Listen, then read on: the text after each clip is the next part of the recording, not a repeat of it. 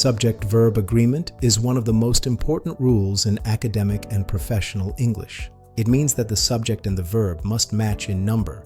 A singular subject takes a singular verb, a plural subject takes a plural verb. For example, compare "the report is complete" versus "the reports are complete." Notice how the verb changes from is to are to match the number of reports. This rule matters because errors in subject-verb agreement can sound careless and unprofessional. In academic writing, even small grammar mistakes can reduce clarity and credibility. In professional settings, correct subject-verb agreement helps your writing sound precise, confident, and reliable.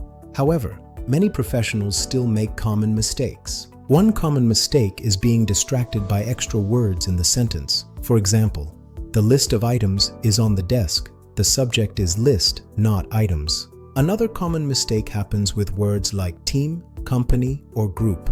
In professional English, these words are usually treated as singular. The team is ready to present.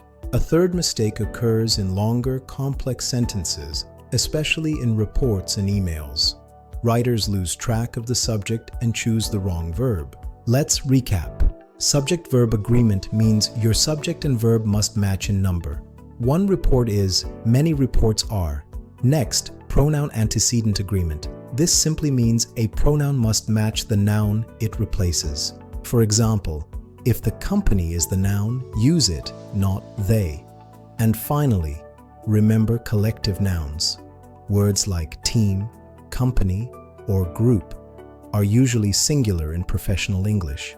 Keep these rules in mind to communicate clearly and confidently. Because in professional English, trust matters. If you like this video, like and subscribe to English Corner. We give vocabulary and tips regularly. We focus on professional and academic English to help you communicate confidently. Thanks for watching, and I'll see you in the next lesson.